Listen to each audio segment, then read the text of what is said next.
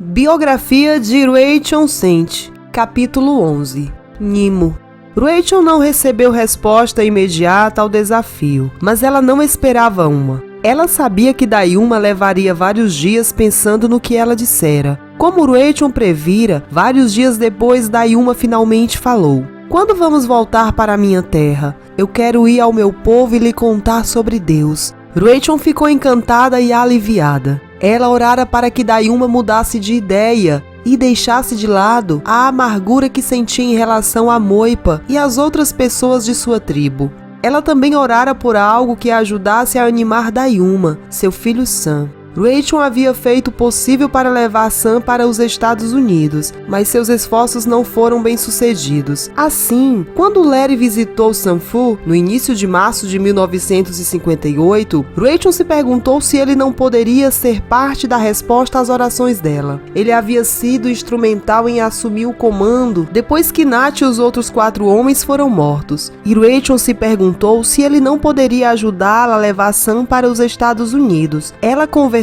com ele e explicou a situação em relação a Sam e perguntou se havia algo que ele poderia fazer para ajudar. Como ele havia feito em Chomera, ele começou a trabalhar de imediato na solução do problema. Em 2 semanas ele havia resolvido toda a burocracia e Sam logo se reuniu com sua mãe. Dayuma ficou muito mais tranquila com o filho ao lado dela, e Sam, com 6 anos de idade, se ajustou notavelmente bem à vida nos Estados Unidos. Poucas semanas depois de chegar, ele era capaz de se fazer entender bem com frases simples em inglês. Enquanto isso, Rachel e Dayuma continuavam trabalhando com a língua Waorani. Rachel chegou ao estágio em que tentava traduzir e escrever em Waorani várias histórias do Novo Testamento. Uma das histórias em que ela estava trabalhando era a história do batismo do eunuco etíope em Atos 8. Depois de ela ter traduzido a passagem com a maior precisão possível, Rachel a leu de volta para Dayuma. Depois de se sentar e pensar na passagem por vários minutos, Dayuma repetiu em Waorani o pedido do etíope: "O que me impede de ser batizado?" E a resposta de Felipe: "É lícito, se tu crês de todo o coração."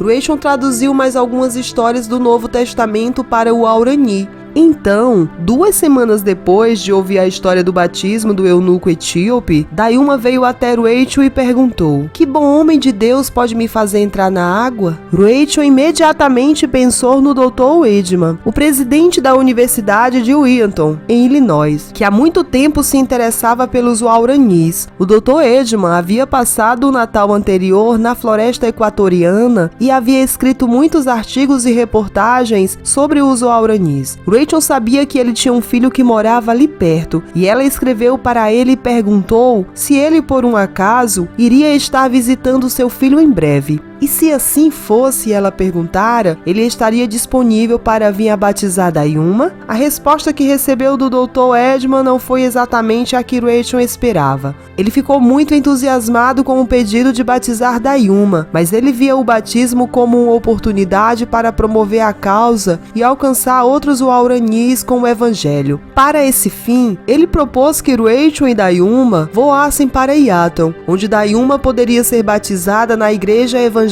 livre de Yaton. Ele apontou que 3 dos 5 missionários mortos tinham muitas conexões com essa igreja. Jim Elliot, Ed McCulley e Nat Sant tinham frequentado a Universidade de Yaton e o pastor da igreja era o ex-pastor de Marge Sant. O Dr. Edman explicou que se Rachel concordasse, ele providenciaria para que um rico empresário cristão levasse Rachel, Dayuma e Sam para lá, em Illinois, em seu avião particular. Mais uma vez, Rachel ficou dividida. Ela odiava a ideia de mais publicidade, mais show. No entanto, ela tinha que admitir que o Dr. Edman tinha razão. Havia uma sensação de completude quanto ao fato do primeiro cristão Waorani ser batizado no lugar onde 3 dos homens martirizados haviam sido treinados. Rachel escreveu de volta ao doutor, concordando com a proposta. Logo, os detalhes para levar os 3 foram resolvidos. Ao mesmo tempo, Rachel decidiu que já estava mais do que na hora dos dos três retornarem para Oriente. Ela reservou voos para visitar seu irmão Sam e depois voltar de lá para o Equador. Em 14 de abril de 1958, Rachel, Dayuma e Sam se viram cercados por amigos que abraçavam a causa do alcance dos Waoranis com o Evangelho. Os pais de Rachel estavam entre as testemunhas do batismo dela. Como a mãe de Ed McCully, os pais de Jim Elliott vieram da Califórnia para a ocasião também. A Universidade de Yale também enviou comunicado de imprensa anunciando o batismo. E uma vez que Rachel e Dayuma ainda estavam sob os olhos do público, depois de sua aparição no Esta é Sua Vida, jornais de todo o país aproveitaram o evento e o transmitiram para milhões de pessoas. Mais uma vez, Rachel e Dayuma se viram no centro das atenções, algo que Rachel sempre tentara evitar ao máximo. Após o batismo, Rachel e Dayuma e Sam voaram de Chicago para Nova York, onde foram hospedadas por Sam Sant. O fotógrafo Cornel Capa disse a Rachel que a editora Harper Row gostaria muito de publicar a biografia de Rachel, mas ela se recusou até mesmo considerar a ideia. A última coisa que ela queria era mais publicidade. Após a escala em Nova York, no final de maio de 1958, Rachel, Dayuma e Sam embarcaram em outro avião e voaram para o sul. À medida que se aproximavam do Equador, Rachel observou a animação de Dayuma por voltar para casa lentamente se transformar em nervosismo ao pensar em encontrar seus parentes. Ela se virou para Rachel e disse: "Vou chamar você de Nimo. A palavra significa estrela. E este era o nome da minha irmãzinha esquartejada até a morte por Moipa." Rachel assentiu, incerta acerca do sentido de receber o novo nome. "Isso vai fazer de você minha irmã. E sendo minha irmã, você também será parente deles. Eles não matam seus parentes à lança." Rachel sorriu tranquilizada. Ela gostava do fato de Dayuma querer cuidar de sua segurança e respondeu: "Nimo é um nome adorável. E para nossos parentes, você nunca deve perguntar sobre os homens que mataram seu irmão", acrescentou Dayuma. "Pois se ouvir isso, meu povo vai pensar que você quer vingança, e então eles terão que matar você primeiro." Mais uma vez, Rachel assentiu. Tudo o que ela podia fazer era confiar que Deus a levaria para a tribo Waorani na hora certa,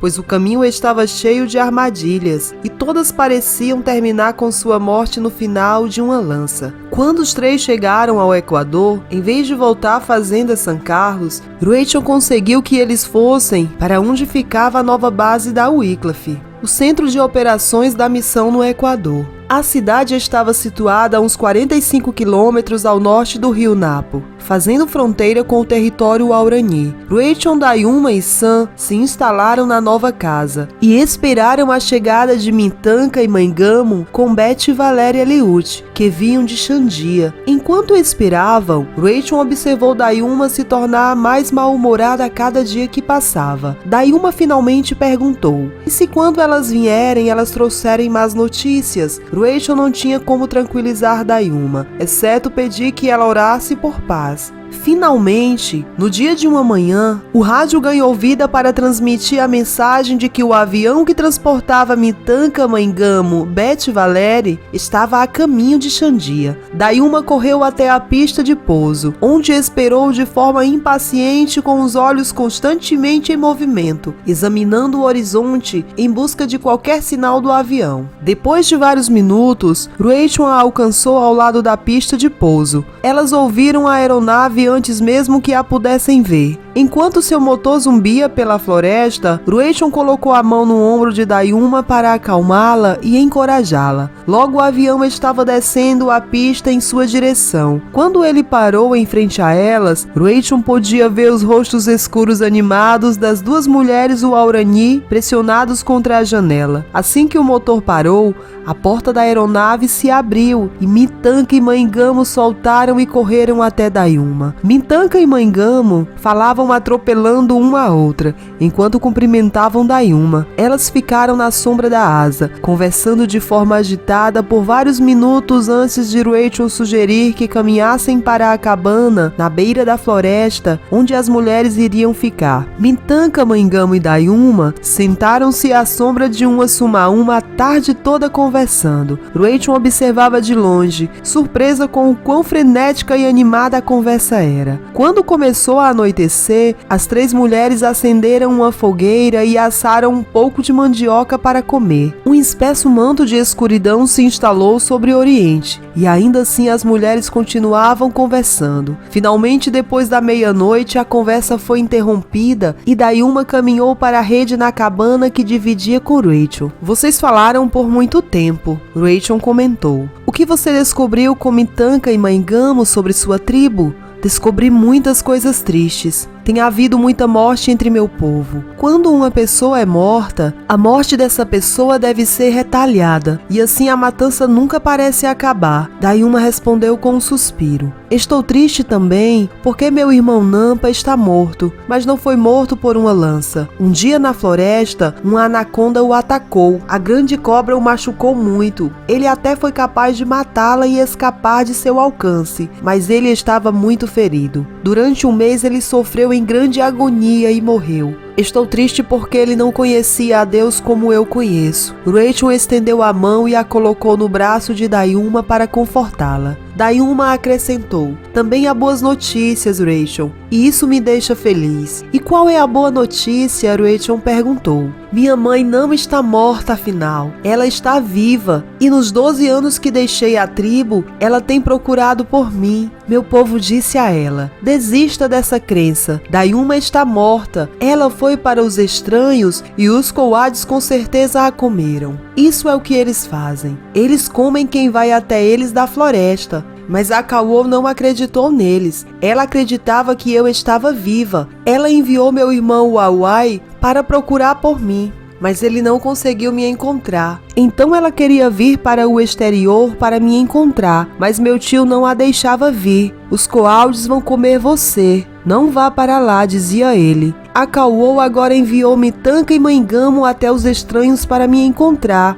E elas conseguiram. Lágrimas se juntaram nos cantos dos olhos de Rachel enquanto ela ouvia as palavras de Dayuma, pois sabia o quanto Dayuma se torturara ao longo dos anos, preocupada se sua mãe ainda estava viva ou não. E agora Dayuma sabia que ela estava. Quando Rachel saiu da rede na manhã seguinte, Dayuma já estava de pé e sentada ao lado do fogo com Mintanka, novamente conversando de forma animada. Rachel aproximou-se para ouvir o que estavam falando, e o que ela ouviu a surpreendeu e encantou. Dayuma estava contando a Mintanka e Mãengamo sobre Deus. Dayuma dizia: o Deus sobre o qual nosso avô costumava falar, eu o conheço agora. Então ela começou a relatar as outras histórias da Bíblia, muitas delas que Rachel havia contado para ela. Por muitos dias, Dayuma, Mintanka e Mãengamo conversaram juntas. No mês de agosto, as três começaram a planejar seu retorno à floresta, já que Mintanka e Mãengamo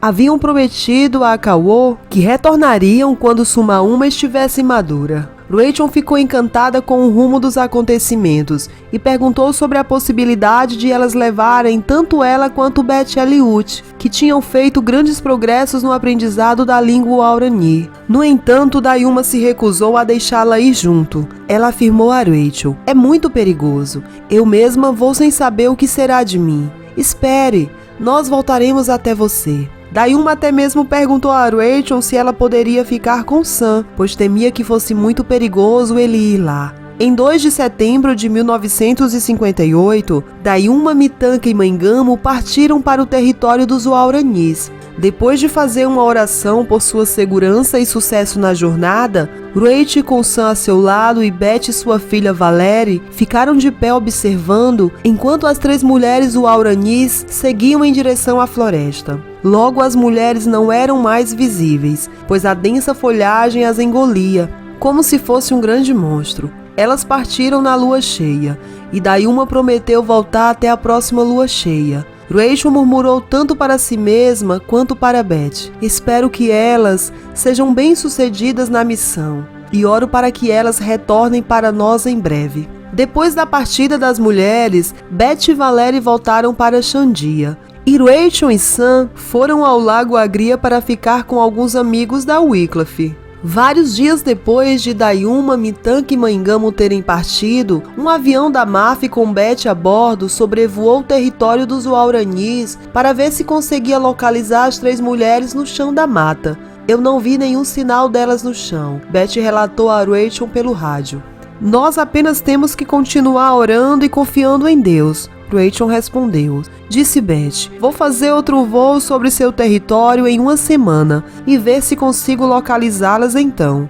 Rachel passou a semana ansiosa, dando continuidade à tradução para o Waurani de várias histórias da Bíblia e tentando distrair o Sam. Finalmente, no final de uma tarde, o rádio começou a dar sinais de vida e Rachel correu para ouvir o que Beth tinha a informar. Beth fizera outro sobrevoo pelo território dos Wauranis e infelizmente ela ainda não conseguira ver Dayuma, Mitanka ou Maingamo, ou qualquer outro Waurani para falar a verdade. Após terminar de falar com Beth no rádio, Rachel se sentou do lado de fora sob uma palmeira, enquanto o sol poente transformava as nuvens que pairavam sobre o oriente em pequenos sopros de ouro no ar. No entanto, ela nem notou o pôr do sol. Com os pensamentos longe lá no meio da floresta, no território Waurani, ela se perguntava o que poderia ter acontecido com Dayuma. Sua amiga estava viva ou ela tinha sido morta com golpes de lança, como muitos outros membros de sua família? Rachel desejava saber o que havia acontecido com Dayuma, mas ela não tinha como descobrir nada e teria que esperar, orar e ter fé.